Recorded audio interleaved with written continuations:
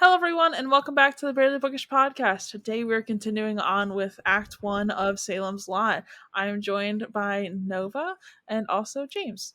Hello. Hello, what's up? It's glad to be back. Yeah, welcome back. Happy to have y'all here. But you know who's not happy? Every single character in this book. Why are they all sad?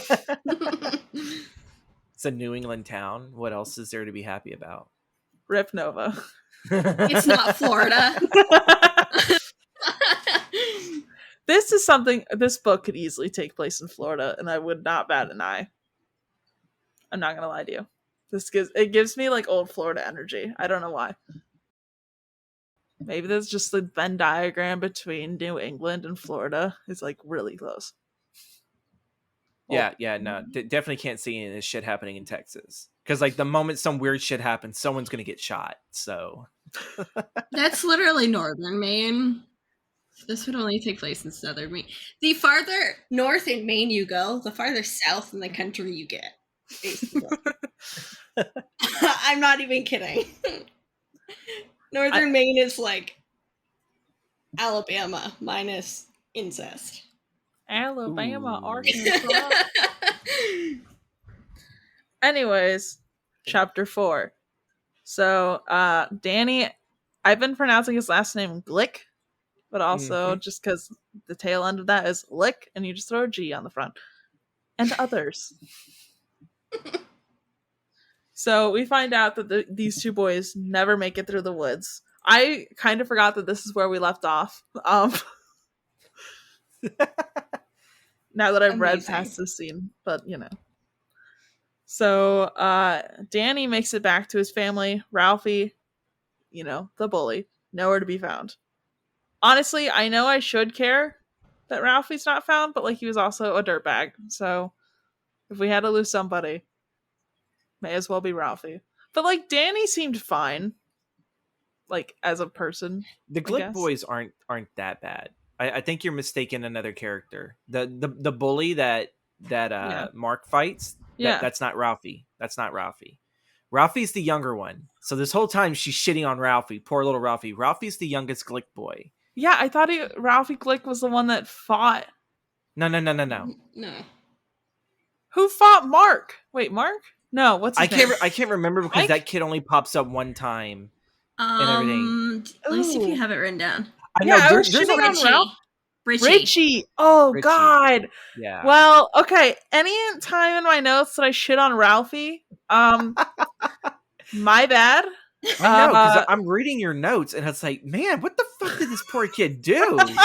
Like, Ralphie was the baby brother to Danny. See, okay, here's the thing. In my head, when they're going over there to go look at his train collection or whatever, I thought they were going over there, and Danny was either going to beat the shit out of him because he beat up Richie, who I thought was Ralphie. I thought this was going to be like a continuation of that storyline. No, they're all friends. They're like they just kind of left like the acquaintance, I guess, area of their friendship. So like they're just friends and everything, and they wanted to go over to Mark's and everything to go look at the new monster models and the magazines that obviously the kids' parents disapprove of. I feel so bad now. Sorry, Ralphie. Bullying a fictional child. Way to go. Poor Ralphie. Well, now I feel even more awful because I was like, when we get to the part about Danny, I was like, oh, whatever. That kid's brother.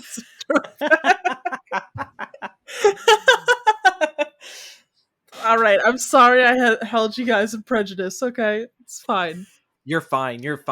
There's so many characters in here, you get lost. So I can't sit there. I've read this 3 times. You know, this is my 3rd time reading and everything. So to me, it's like when she's mentioning it, she's like, yeah, I know. I kind of made some of the mistakes right there. It's like, well, I thought such and such and such. And yeah, it's a huge cast. It is a huge cast of characters, and it's almost like an ensemble, pretty much. I feel like I need a list going. To be honest, I was thinking about doing that. Yeah, I probably need that. It might be nice for me to put on my blog or something, a list of all the characters, little short descriptions of everybody. But I don't know if I'm gonna do that, but maybe we'll see. Ralphie, not the bully. Not the bully, okay? If you listen to my podcast this last episode, my bad. Anyways. So, 5 days later, Ralphie is still missing, and Danny had to be rushed to the ER because he suddenly collapsed in the middle of the night. And I'm like, ooh, now that I have the next chapter ideas, now I'm like, ooh, that's the reason he collapsed. Vampire related? I don't know.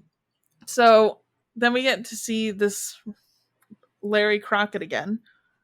Oh my god, Larry Crockett, his daughter has to be, what is her name? Richie? Whatever that girl's name is that everybody thinks hot.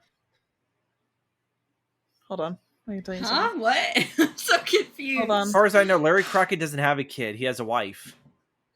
Hold on. If I remember correctly. Hold on. I gotta look at my notes. Ruthie. Ruthie's last name is Crockett. Yeah. Related? Maybe. She's because I found out she was in high school. Oh, okay. So then maybe he did. Oh my god, I think I may have rediscovered something. Because you discover something always new. Everybody keeps talking about how like she like is like really sexy, kind of slutty, and I'm like, okay, you know, this is an adult, a consenting adult. And then the Matt says her being in his class, and I was like, what? And everyone's like making like remarks about her body, and I'm like, this is creepy. This is pervy behavior, guys. Gross. Name what teenager boy that isn't pervy. No, the adults are making. Oh. Yeah, like Dud, who works in the dumpster, and Ben and Matt make a couple of comments about her body, and I'm like, ooh, this is a little gross, guys. A little uncomfortable. Again, the time that this was written, it was probably more or less like, it wasn't looked at as like, yeah, it wasn't looked at through the lens that we look through it, where it's like, oh, this is pretty kind of, this is kind of sketchy, Yeah. But like, then again, I think we had this conversation last episode where, when you learn about older people's love stories, and you're like, are you okay? Or are you a victim? Yeah, because like we look at like a lot of the classic stuff, like what is it? I was about to say Orson Welles. No, not Orson Welles. The one who wrote Canterville Ghost and Oscar Wilde. Like the stuff like that, the classics of those eras, and then you sit there and you see how their flirtation is, and it's all like, what the hell and everything. It's like, I would never have done that. And then you definitely look at like what Stephen King does, and this is something written in the 70s, and it's like, yeah, no, that wouldn't fly today whatsoever. Like someone would have sat there and screamed not consensual or whatever, or yeah, spooky, scary. Yeah, very, very scary, like those are red flags, major red flags and everything. And yeah, most of these you can just look at, and it's no longer a red flag, but it is a red carpet of flags. That's kind of how I'm feeling.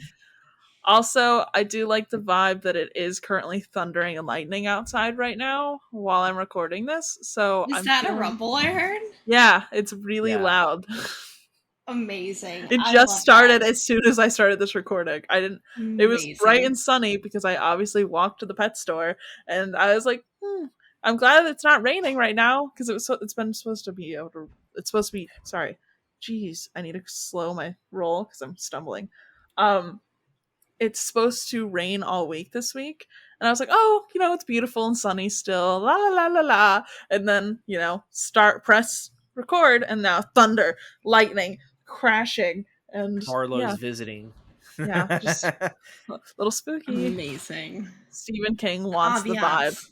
Yeah, apparently. Anytime he's discussed Stephen King, it just a lightning thunderclap. Anyways, so I even wrote Ralphie the bully. Whoops. Okay. Or Ralphie. I should go back in these notes and scribble and be like, sorry, didn't know. Whoops. Ignore this. So we get back to the realtor. He's making a lot of shady deals. very spooky. Mm-hmm. Like, don't know what he's into, but this whole Marston House situation, he's being weird. It's being Yeah. scary. So, uh, basically, they call him up, and the people that bought the Marston House, Slaker, whatever the other guy's name is, I can't remember. Straker and Barlow. Barlow. Yeah, they call him up, and they're like, "Hey, we're having packages delivered to the dock in the middle of the night. You need to go get those packages and put them in the basement, and then lock all the doors, and then put the keys in the basement." Yeah. Oh, and I'm like, I would be like, yeah, no, This is a absolutely fear that not. I still have. I still have this fear, in especially since I moved. Mhm. Uh, earlier this year. Yeah, I know that feeling of like when you're in a place that's completely dark and it's Mhm. foreign to you, and then your brain starts, conjuring up all those phantasms and everything, and Yeah. it's all like, yeah, just throw the keys down there and just run up the stairs and everything. Yeah, you know. Well, so my eyes have this condition where the pupils take in too much light. So Mm-hmm. I've always been like, as long as there's some sort of like weak light source, I've been able to see decently. Mm-hmm. Um, more than others, I guess. But obviously, that's just through like me talking to other people, not through like me seeing other eyes. So I don't know for sure, but I've always been able to see like decently well in the night, like dark. So it's never really bothered me. But I went somewhere that had storm shutters on the windows. There was no light source, so when you turn the lights out, it was actually darkness. And I had never experienced like true and utter darkness before. And let me tell you, that shit's terrifying. Like when you've always been able Yeah. to see like decently well, and then you just don't. I'm like, if this is what people are experiencing at like true nighttime, no, absolutely Mhm. not. There's definitely monsters in there, and I just Yeah. can't see them. Mm-mm. Yeah, on the new moon, if you go out when it's a new moon in a place Mhm. where you don't have light pollution, Yeah, it is dark as fuck. It yeah. is like pure black, like the only even littlest light is just little bit of stars, but even that is not a whole lot of light. Yeah. Yeah. See, I was always like, we lived in an area for a little bit that didn't have much light pollution. And like where other people would need like flashlights to walk around at night, I could still see everything fine. I was like, la la la la la, living my little goth kid dream. And then, yeah. So having never experienced that level of darkness until I was probably like 17, 18, that scared the shit out of me. But yeah, so Larry Crockett has the guys going up there to deliver those packages. Yeah, I would not want to be them. I don't know why these guys accepted this. One of the guys decided to open the box for no freaking reason. He's like, oh, just to make sure, because he's being nosy. And I was like, dude, don't do that. These people will kill you.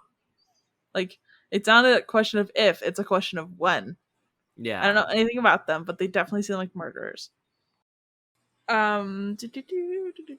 Okay, so they go to the store to drop off all the packages. No light switches, which is a situation. So they have to drop Mm-hmm. it at the store, and then they have to drop stuff at the Marston house. So after they drop it off at the store, they decide to like run it down to the Marston house, drop it off, and then they realize they forgot to put the keys down there. So they have to run, throw the keys down there, and he thinks he sees a body of that little of Ralphie. Yeah. He thinks he sees like a kid's shoe, jeans, and everything that was described as what Ralphie was wearing.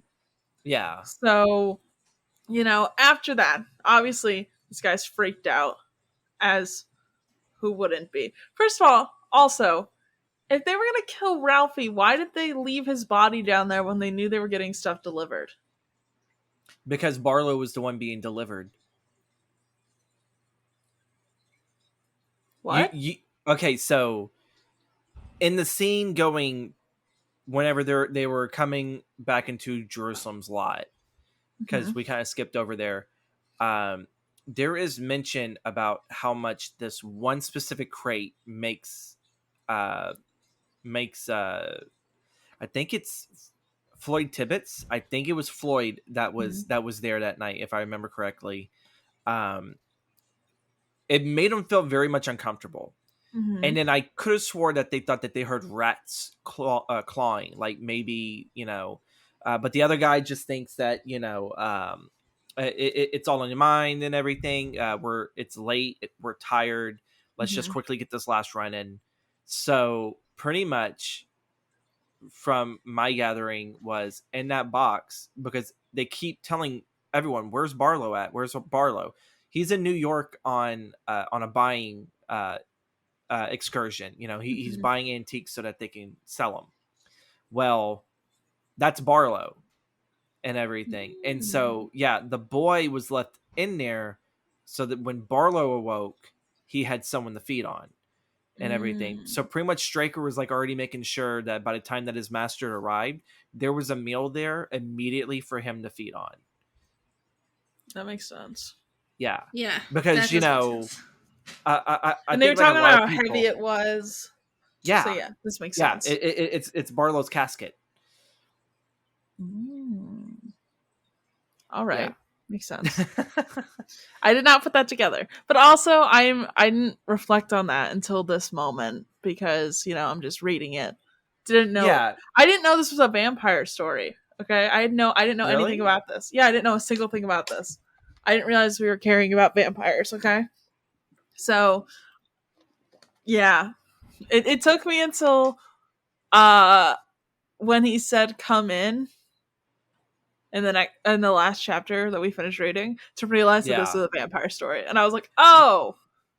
Yeah, it's all very subtle. It's very subtle in how they do it. It's like, it's not outright said, vampire. Like, no, it's like King does take a logic of what, like, how would you have to analyze? How would you have to prove in modern day that there was a vampire? Because all these other little things that people would always say, it's like, well, you can easily disregard that as 5 million other things. And that's what I like about this book is this book. It's like, as it feels as much of a believer as he is in vampires, it's also very skeptical.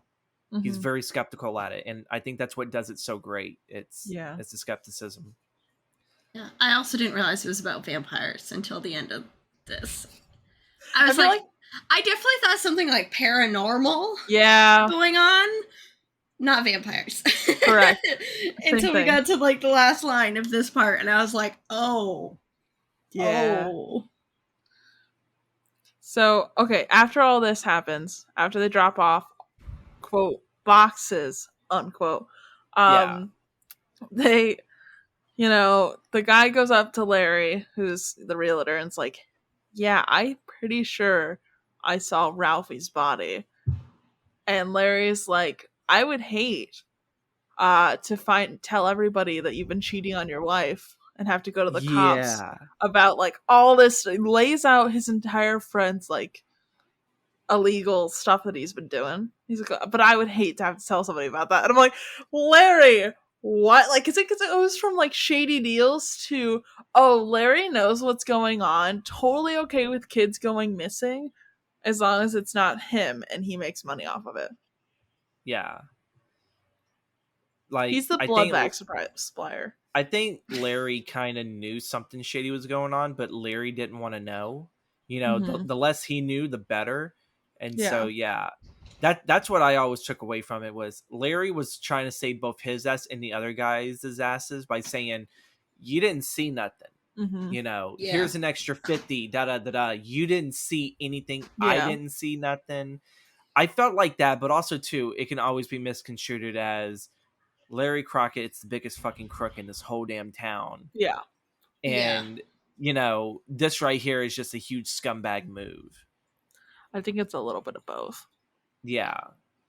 I also think that, like, if they're going to go to the cops, if they decide to go down that road and they go to the cops, realistically, how do you know that the cops don't know Artie?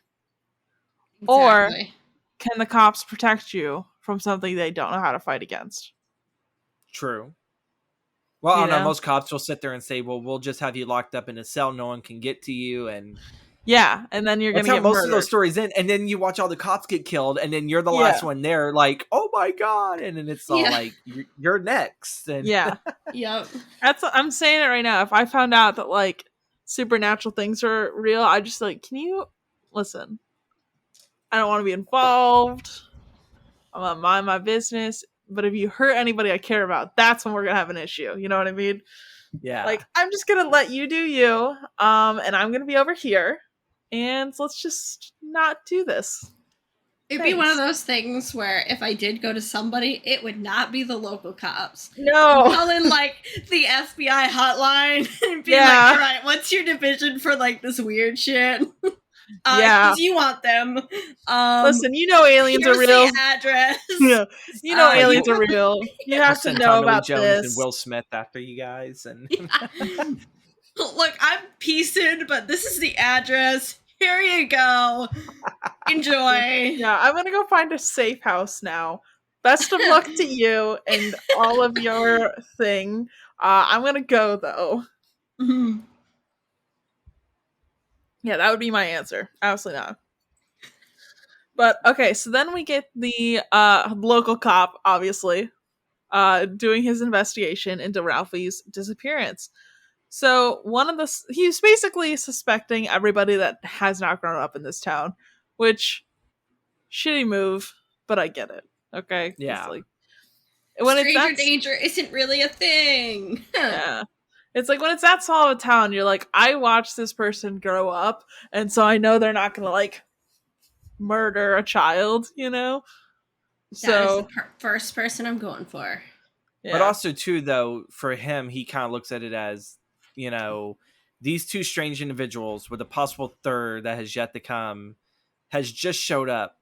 Nothing has happened in this town quite a while, and now a child's gone missing and one is fallen ill. It's like, I get why they're not going to point fingers at their own folks and everything, because they're going to point fingers at the strangers, you know, they're at the foreigners that have come in. And I get it, but also, why would you try and be like so suspicious of Ben, who, one, does not have cause, two, has no privacy because he's living at someone else's house with a bunch of other people, and make him suspect number one, where there's these two dudes that very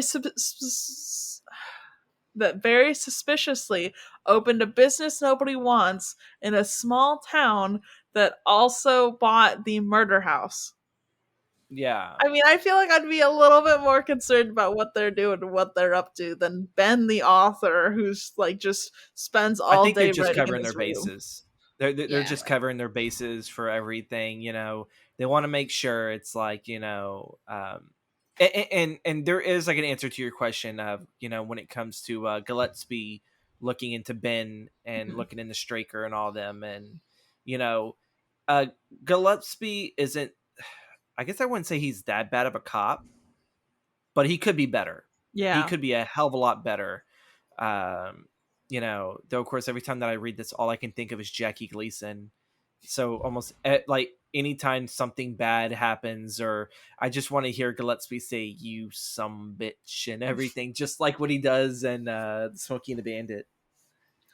I will say, though, Ben could not have been more suspicious when he's being interviewed. The guy's like, so what's your book about? And he goes, none of your business. I'm like, chill. Exactly. Ben. Ben doesn't help whatsoever in his cause at the start, you know. I know. Look, we all know, like, these modern writers have are on an FBI watch list, but, like, come on, man.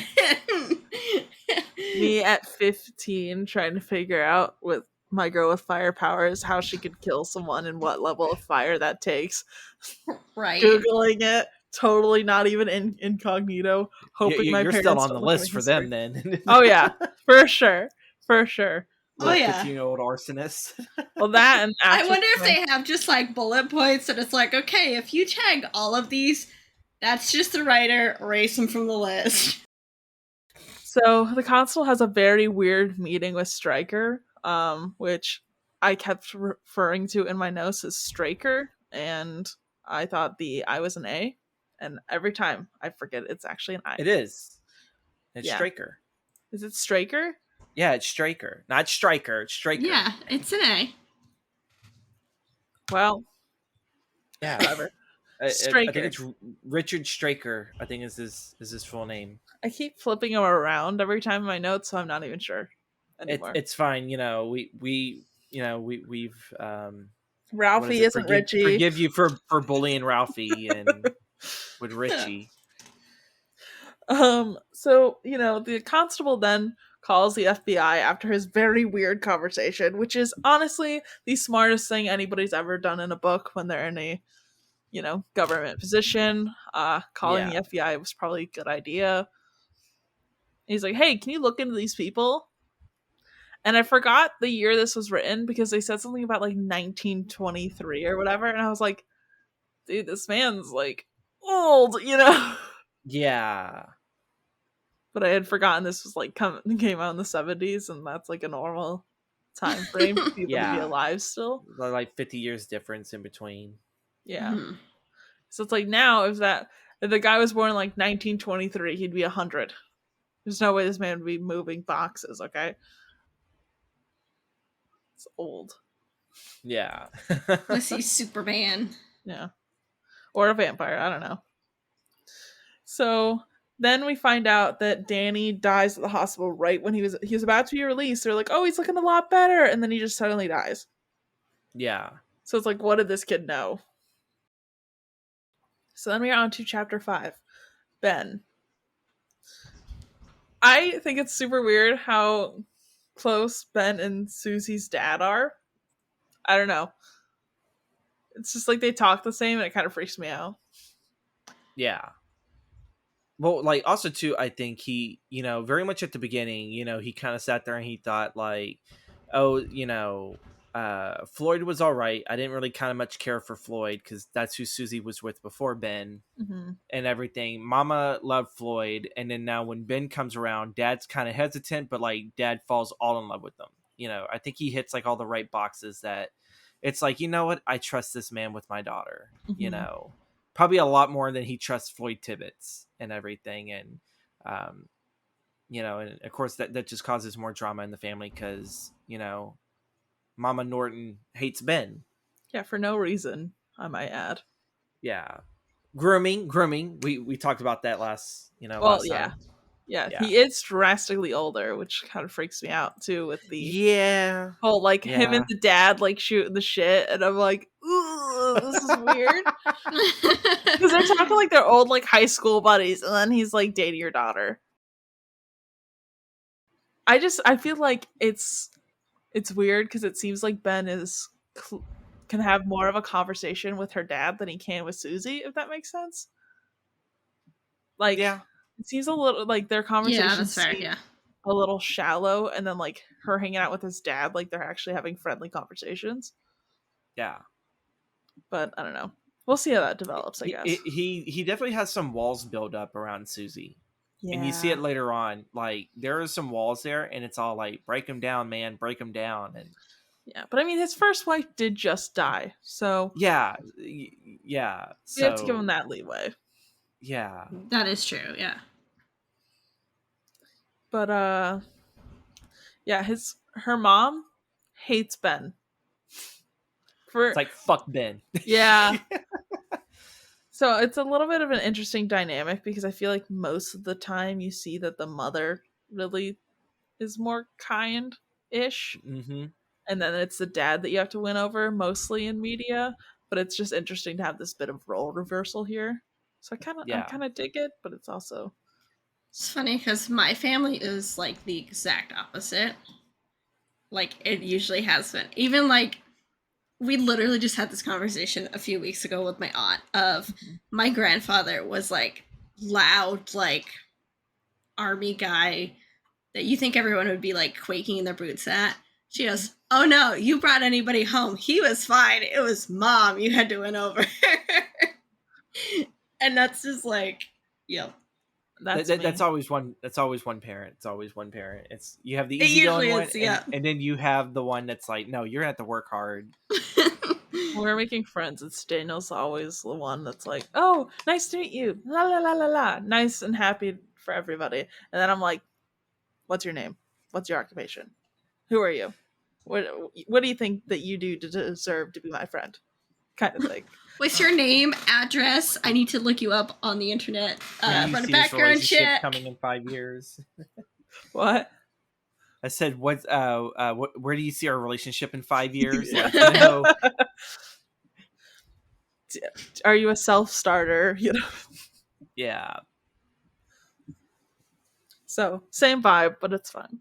Oh, and then so Ben's like, "Hey, Susie, how about you come with me and we're gonna go down a candy store?"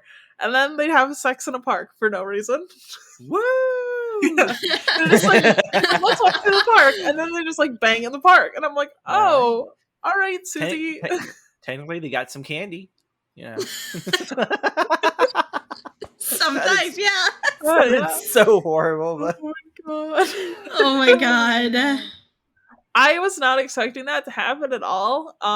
So was very surprised. One thing that was more surprising though is that Susie's mom called the candy store to see if they ever got there.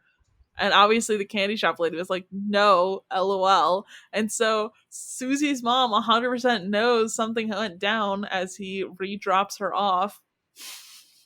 Oh, it went down. All right. Helicopter. Boom chicka wow. Brown chicka wow wow. Oh my god. I was not expecting any of that to happen, so I was like, oh, okay. Oh my gosh. Yeah, most of the books I read for this podcast, you can be surprised if they get hand holding, and then I read like a modern classic and they're like, and then they banged in the grass, and I'm like, whoa, alright. The romanticism really went up a lot, you know. Holding hands, that was a lot. Banging in the park, that's the sweet spot, you know. Literally, we got Salem's Lot banging in the park. 1984, banging in the woods. Right? So then we got Ben filling us in on the history of the town a little bit, which is nice. So we find out that Hubert? Hubie.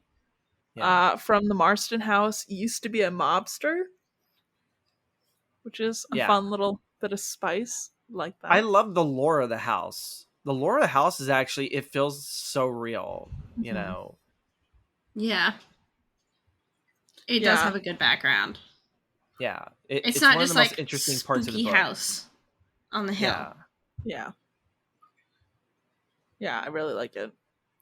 And then he kind of like, he gives us a little bit of, I don't know, like they're trying to point us into a direction of where to like be suspicious. And he goes, I think the new tenants have something to do with the disappearances. And then you as the reader, you're like, I think the new tenants have something to do with the disappearances. Yeah. Which I love a little bit of hand holding. I'm not gonna lie, because I want to be able to start catching up the clues an author gives us.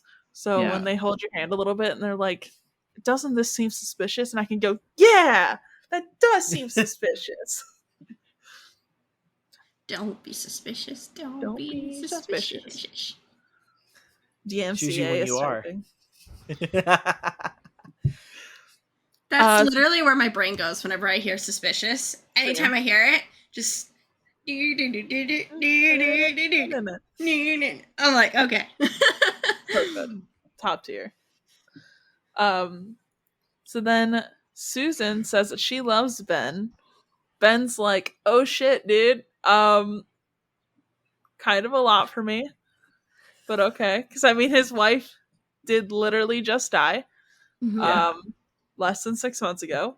So he's not quite there, which is fine. And we appreciate him for that. But yeah. So then Ben, he's like, I think I'm going to go out to the bar, which is apparently the only reaction you can have when someone says they love you, is to be like, I'm going to go drink. I need to go get drunk. Yeah. I need to forget this just happened. This is like the one part of the book that just, it stayed timeless and everything. Cause how many people nowadays, I love you. And it's all like, I need to go to the bar and go get drunk with some friends. And it's like, that translates very well to today, Yeah.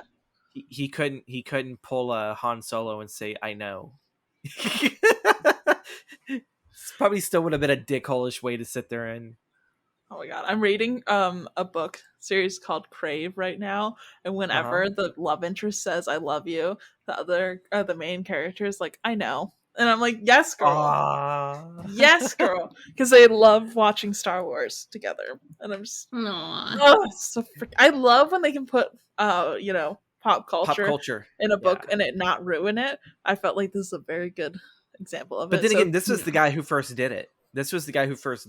You know, so kudos to King for going to a bar. He's been to plenty of those, I'm pretty sure. Ernest Hemingway is typing. So that's what you call it. So Ben is he meets up with Matt, who is the public school teacher, the English teacher, I think, and Matt's like, "Hey, do you want to come to my creative writing class?" And Ben's like, "Yeah, sure, why not?" And then Weasel gets so freaking drunk that Ben has to bring him home because, I don't know, he got paid, and so he's like, "Time to get wasted." Which, kudos, Weasel, I guess. Weasel Craig is legit, you know. He's a man with a big heart, you know. Yeah. I know at the beginning they kind of just pass him off as this drunkard that lives in a boarding house, but as you get farther in the book, you know, Weasel's always there for Ben. You know, he's not one of those guys that's like gonna shit talk you or anything. You know, Weasel listens and he has a real big heart. It's just, you know, there was like a lot of shit that happened to his character, and it's like, man, I wish you the best, Weasel. I really wish like you had a better, you know, a better ending and everything, because he didn't deserve that. He's one of those few really good characters, side characters and everything. Makes sense. I mean, I guess I'll find out because I don't know that much about him. Yeah. Again, I'm doing my best not to spoil any of this for you guys, so we appreciate. It hurts. It hurts. We'll get there. It's fine. So then we're on to chapter 6, The Lot. So Danny was buried September 28th. I try and write down these dates when I see him, just to keep a timeline going. So basically, the entire town is at this funeral. I was getting some Catholic trauma through the reciting of the burial stuff. You know, but hit a little too close to home. Kind of weird. But, you know.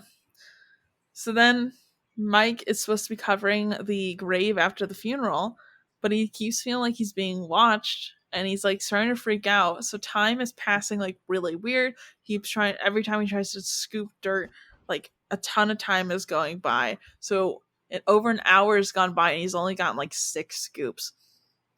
And then he's like looking in this coffin, and there's a lock on the coffin, and he gets to a point where he becomes convinced that he has to close Danny's eyes because they have to be open. Like, they're currently open. He feels like they're open. He feels like he's being watched. So he's like, I have to close his eyes. So he redigs him up, breaks the lock, and then he sees the kid's eyes are open and the sun has set. And then we're like, okay, bye, Mike. Bye, Mike. And we go to Mark, who is the kid.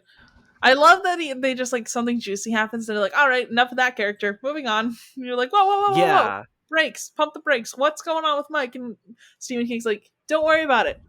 Anyways, Mark. So Mark is currently listening to his parents through the vent. And if you ever lived up north, this is a universal experience. Everybody's done it. No better way to listen to people talk shit than through the vents. That's why I wouldn't know. I've lived in Texas all my life, so we didn't have that. You know, you just listen through the walls, through the really, really thin walls. So. Oh yeah, vents are excellent, especially if they're right near it. Carries through nicely, and it's like, yes, personal speaker system. Yo, Just don't make noise on your end, because then they'll hear you and you're kind of screwed. Yeah. Especially my grandparents' old house in Michigan traveled well. But my grandparents' new house, one of the floor vents is right by the toilet, and knowing how easily sound travels through those, I get so self-conscious the entire time I'm using the toilet. Also, oh my god, the other worst part is that the fan blows directly onto your feet while you're like pooping, and so you're just freezing your feet off the entire time, and it's a terrifying experience. Who oh my god. thought that was a really good place to put a vent? I have no idea. So, like, you know what I really need? I need my toes to be cold while I'm pooping. You know, that also seems like the worst possible place, because what happens if you get an overflow? Well, it's across. So basically, the toilet's on one wall, and then the adjacent wall has the vent right at the base of it. So, like, there's probably about a foot from the toilet. You know, but is it like a floor vent or like a floor vent? Wall? That's what I mean, though. Still, though, if you have any overflow happen, now you have stuff. I'm thinking about it in the vent. No, I think it is actually a wall vent. Okay, well then that's not very good. But it's like really, really low to the floor. It's not like one of the in-floor ones, I think. All I can picture is I know people who have the floor ones, and I'm like, your shower, suddenly something happens, your bath overflows, this sink clogs, that overflows, the toilet clogs, that overflows. I'm like, now you have water in your vent system. Yeah. Well, you just hope that you have like the little slide-in thing where you can just slide it and it shuts the vent. So, I'm gonna guess. I don't actually know. I don't remember. Like, I just know it's like right there, and I'm trying to visualize it. I cannot remember if it's on the floor, if it's just on the wall right there. Oh my god. Because I haven't spent a lot of time at that house because they moved there after I grew up. They moved into that like condo after I grew up, and then like we only went there for one summer, and I didn't stay at my grandparents' house. I stayed at my aunt's house. Mm-hmm. So I don't spend a lot of time there, so I can't really remember. So either way, I know it's over there in that area, but I'm lying to you if I can confirm whether it's on the floor or if it's on the wall. That makes sense. This has been Pooping in the Vent, with Barely Bookish and get directly into the vent. Yeah. Anyways, Mark.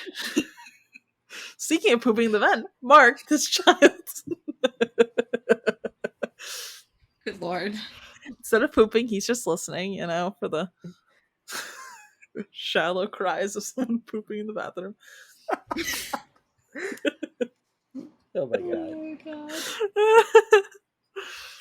So, he's listening to his parents, which his dad had already warned him about. He's like, if you listen in, you're going to hear things you don't want to hear.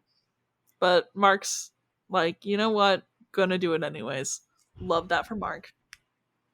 So his parents are trying to figure out if he's actually okay or if he's like quietly freaking out, because he's not like showing a whole bunch of emotion about the situation, because they were coming over to Mark's house, the two boys that went missing.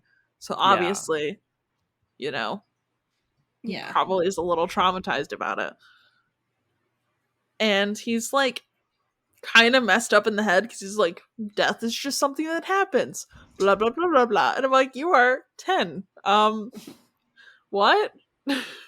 I feel so close to Mark when it comes to that, because when it really comes to like trauma or like the loss of someone, I've always had the worst case of like, showing my emotions and everything. Like people be like, oh, you lost such and such. It's like, why aren't you crying, or why aren't you? And it's like, oh, it's coming. It's not going to show, but I've always been the one that repressed until it all just blows over. That's what I feel like what Mark very much is. He represses so much of that. And I think that's what makes him like super relatable, especially to the modern audience today, is we've been raised to suppress that shit left and right. Mm-hmm. Now it's more like, it's okay to be in your emotions. And through all the trauma, it's like, no, it's not. And everything. It's not okay. This is so much. And, nothing's wrong with Mark. Mark is just a normal kid. Yeah. It's just a little, when you like see the ideas like written out on paper, like that's kind of fucked up, my guy, but it's like also when you're experiencing that, you probably think along the same lines. Yeah, everyone deals with it differently, and this is just Mark's way of dealing with it. And it just adds more to the dynamic of the town of I figured a small town like this would have probably have sat there and accepted Mark for being that kind of kid of, oh, he's repressing it, but like also secretly they're gonna talk shit behind his back, like, oh, that kid's fucked up, he's not crying. And it's like, you could have sat there and ridiculed him if he probably was. Yeah, it's a double-edged sword. I just think he's like going through it, and I feel bad. Yeah, I always look at it as don't sell it. Don't let it know that it's eating at you. Don't sell it. And then we're hanging out with Roy, which is husband to the baby abuser. And they're just awful people. Truly terrible people. Mm-hmm. Mm-hmm. Because he 100% knows that she's like beating this infant, okay, a full baby that cannot do anything or defend itself at all. Like already like beating children is awful, but like babies who physically can do nothing like really pulls at me a lot. But see, I see from my understanding, because there's not too much backstory on this couple in this book, I kind of sat there and thought he was the abuser long ago, and he probably sat there and thought, well, having a baby would probably fix everything. I do think that he beat her long before, and he knocks some screw loose in her to the point that where she abuses her child, it's her frustration out on him. She instead of throwing it out on him, she's throwing it on the child because that's what he cares about, probably more than he cares about her and everything. He looks at her as like, you clean the house and you make me dinner. That's all you're ever good for. You got me my child. And so in order to like get revenge, she literally hits him, by attacking the one thing he quite possibly really only actually cares about, which is still fucked up. This whole family is so fucked up. But yeah, I do secretly think that she was already abused to begin with. She was abused by him, and this is her way of getting back at him. But all it's going to do is he's going to abuse her again, and she's going to abuse the infant, and it's all a vicious cycle, and it's ugly, and it's unneeded, Yeah. I thought it was almost like obviously you can tell she's being abused by him. Of like, oh, the baby will fix everything. And now that it hasn't, it's like, what the hell? Yeah. Why haven't you fixed it? And I think even I said at one point, it was like, she thought everything would be different getting married and having the baby. And now it's just the same. Yeah. It's actually worse. It's far worse because she can't, I guess she can't feel like she's being herself. That the baby is what tied her down, which, again, like you guys should at least sit there and put it up for adoption. But obviously he would have probably been like, hell no, my kid, I beat the hell out of you and kill you first before you think about trying to throw it away to like an orphanage and everything. Wasn't she like a teenager too? Yeah, there was like a teen pregnancy situation too. And then her parents forced her to marry him on top of that, like when she got pregnant. So honestly, these are just two people who should be nowhere near each other, and they have a child together. Yeah. Yep. And of course, back then, divorce was still frowned upon. Yeah, it wasn't like what it is today. Yeah. And then we've got Dud killing more rats. There's a lot of rats in this town. Pew pew. Yeah, don't know why, but it's what it is, I guess. Everyone has their vices. His is just really fucked up. Yeah, his is killing rats and fantasizing about a high school girl, which is disgusting. And then Straker comes out and he's like, hey, what if I made you really hot? And Dud's like, I'm listening. And then darkness descends. And it's Barlow. It's Barlow. Is it Barlow that's out there? Yes, that's Barlow. This is the introduction he's got the red eyes. Yeah. Which to me, this is my notes. This is the best introduction to a fucking king villain ever. It's in the oddest setting that it's in a dump. But yeah, he's talking about fire, and then he's offering Dud what he most values the most and everything. And it's like, oh my God, I kind of felt a little bit of like, oh, you can take me, Barlow. And it's, it's like, I want to be a lost boy, I mean, Dad doesn't really have anything going for him. He's living in a tent in the, trash pit. Yeah. So, yeah. But I'm also like, why does Barlow have to even recruit people into his little whatever? It's more like it's just spreading. It's just spreading, the vampirism and everything, and that's all he cares about is making more of his kind. Well, like, wasn't that kind of also the basis of Dracula? Because this is pretty much it's a remake of Dracula. That's what the story is. I haven't finished Dracula. You haven't? I read it so long ago. I always stop after the first Harker, like, when Harker, goes through all the stuff.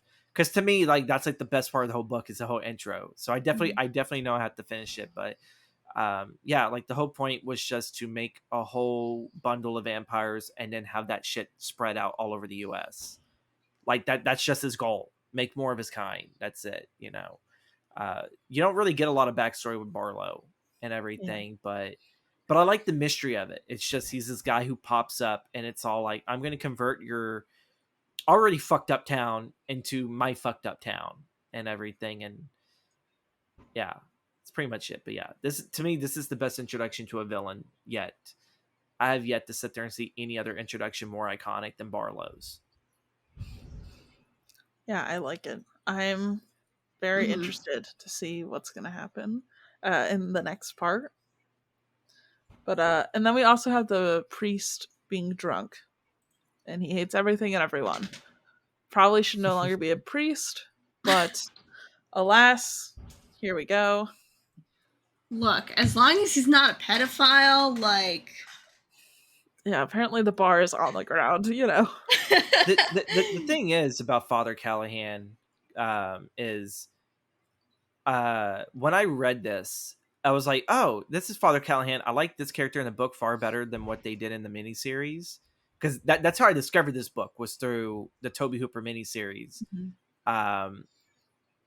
He's my favorite character because he pops up in another book and everything. And oh my God, whenever I saw him, I was like, oh my God, I know who that is. So yeah, he's one of my favorite King characters. I love Callahan. It's a man fighting for like his own faith. So you get like a little bit of an element of The Exorcist where it's a guy grappling with, is his faith fleeting?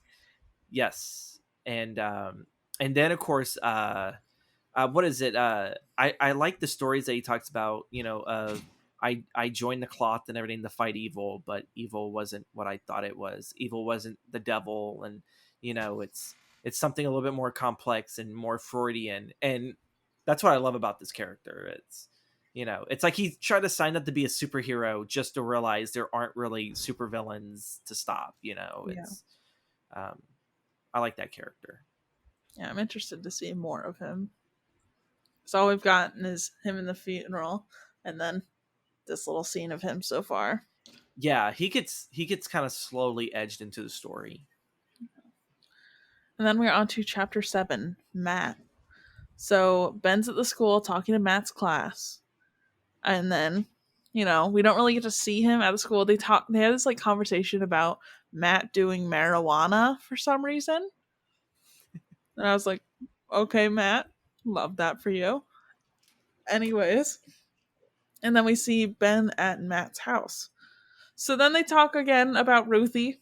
We find out she's in high school, which makes all the conversations about her very weird. And they like talk about her sexy voice, and I'm like, that's disgusting. Yeah. Please stop. If I find out Susie's in high school later on in this, I'm gonna freak out. That's all. She's not. She's okay, not. Good. Because I will lose my mind. That's what I thought at first.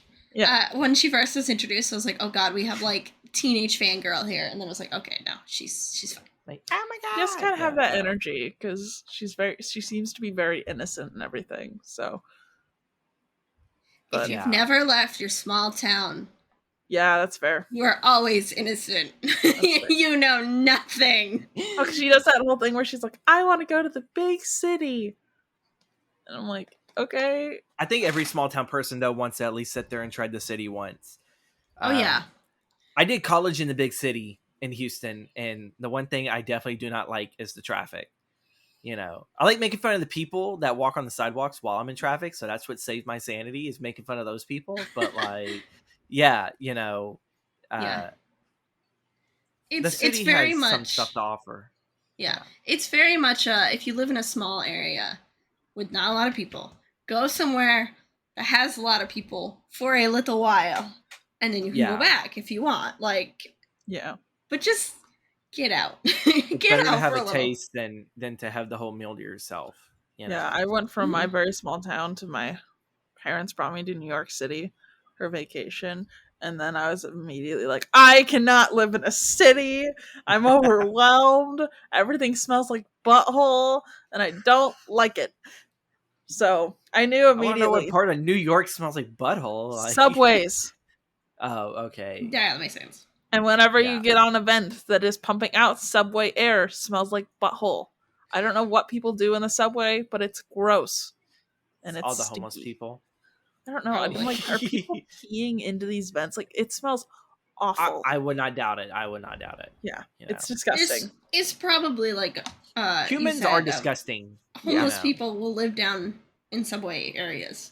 Or maybe they heard about, you know, your grandparents, you know, low vent, and so they're pooping in the vents now. We gotta try this. Like, it just blows cool air up there. And... oh my god. Dries everything out for you. Right? Yeah. Well, I went... like a duvet. Oh, sorry. I did a study abroad in London, and everyone's like, I'm so excited to be in a big city. And me already knowing I don't like cities, I was like, I'm excited to do a new experience. But, like, I knew I was going to hate the city. And London's fine. I just am not a city person at all. Like, when we did, like, a little day trip to the countryside, I'm like, this is where it's at, you know? Yes. Yeah. Yes. I still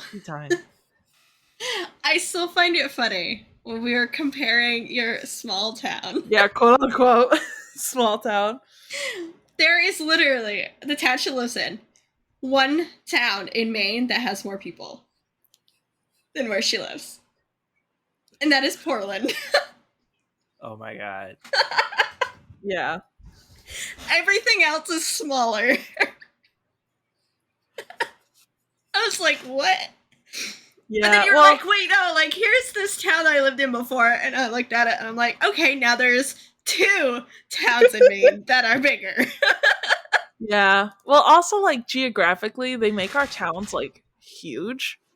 So it kind of encompasses a lot more people than I feel like they should, if that makes sense. Like, I feel like a lot of the northern states, the towns, like, miles wise is like really, really small, and our towns like stretch. Like, my town that I live in now, I can drive from one end to the other side of town, and it's gonna take me an hour. Like, a town should not be that big. I was looking for an average and just not give me an average, but we have 1 square mile to 75 square miles in size. That's got to be those super north ones that are just like the letters. Oh, no, 79. No, these ones aren't the letter ones. Oh, really? No. 79. Yeah, because I know just like straight across wise. I don't know. Let me see how many square miles Bradenton is. See the one where it's...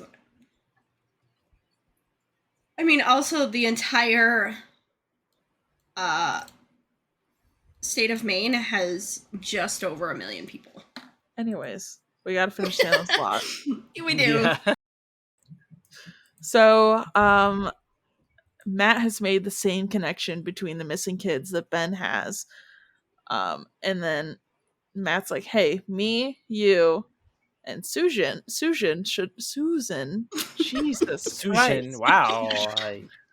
Shushan. Shushan.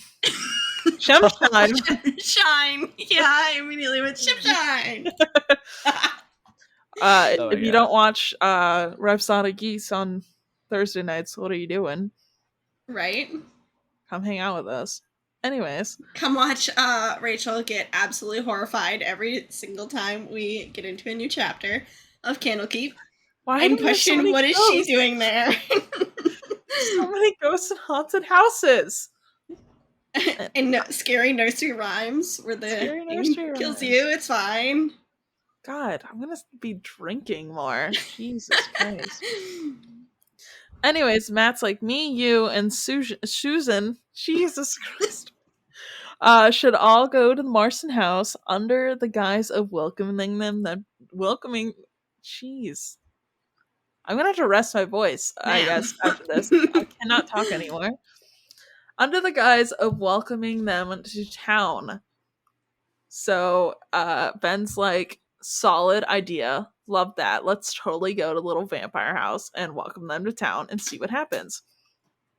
Of course. So then, Matt's like, I'm going to go to the bar. He runs into Mike at the bar, and Mike looks like he's dying. This dude is pale. He looks like his eyes are all bloodshot. He looks a mess. And Mike is like, I haven't eaten in days. Every time I try and eat something, I feel like I'm going to throw up. I keep throwing up. Cannot get any food down. Every time I go to sleep, I sleep. This is what I should have known. This was a vampire book, but I still didn't put it together. He goes, every time I sleep, I don't wake up until the next night. I sleep through the whole day. And I'm like, oh my God, Mike is dying. He's got a plague. And then Matt's like, hey, how about you come stay the night at my house, and then I will take you to the doctor in the morning. Matt just trying to be a wonderful dude, totally about to get murdered by vampires. So he brings Mike home. He's like, hey, go get set up in the restroom. And Mike takes his shirt off, and there is just marks all over Mike's body. He looks super pale, and Matt is like, ooh, this is not good. Not good at all. So he goes and he's listening. He does that thing at night where you know something bad is going to happen. So you just cannot sleep and you're listening for the quietest sound. And he hears Mike say, come in. And then he sneaks over to the little door and apparently hears giggling and then also sucking sounds. And I'm like, oh, it's a vampire book. Yeah. I think it was come in. I realized what was happening. And Me I was too. And I'm like, no, you don't let them in.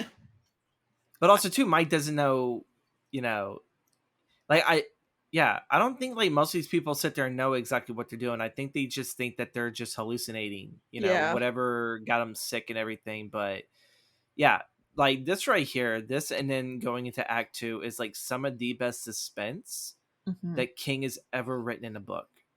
So good. The suspense that Matt is doing, he thinks he's doing the right thing, but in actuality is inviting some evil into his house that he never really thought truly existed. He just thought that they were just penny dreadful tales and everything. And but yeah, I really, really enjoy the end of Act 1 going into Act 2. It's one of the best parts of a book to me, in my opinion. Yeah, I'm very excited to read Act 2, but thank you both for joining me. James, where can all the people on the internet find you and all your stuff? You can find me on twitch.tv/The Gothic Storyteller, and you can pretty much find me on almost all the socials, Facebook, Instagram. By that, I go by The Gothic Wafer. That's an inside joke on Twitter. And yeah, that's about it. And Nova, where can people on the internet find you? They find me pretty much anywhere at Novasaurus Rex with 2 X's. Everything's pretty much linked. You find one, you can find pretty much everything. Yeah, and thank you all, listeners. We will catch you all in the next chapter. Bye. Bye.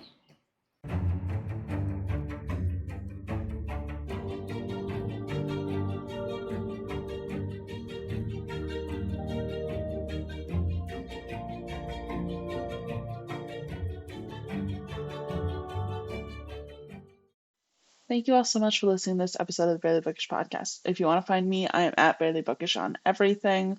And I also have a Patreon, so you can join the Patreon for as low as $1 a month and get access to a bunch of great exclusive bonus content. I know I sound a little different in this outro. It is because did have to travel for Hurricane Ian. We are fine, the house is fine, but unfortunately we still have no power or no electric, and it's been about a week now. They're hoping that we should have power next weekend, but we will see because the internet cable did get ripped out of the house. So, at least I have places to go. Things are fine. It's just, yeah, I'm going to sound a little wonky in my outros for the moment. But it is what it is. We will make do. But I do hope you all enjoyed this episode. Next week we will be continuing on with more Salem's Lot. And yeah, then get to enjoy some fun things like that. Hopefully you didn't just hear Mooncat just meowing at the door, because she do that.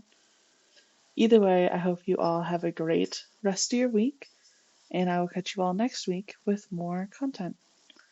Our logo is designed by my little sibling Sarah. Our theme song was by Raphael Crux on freepd.com, and I'll catch you all later. Bye!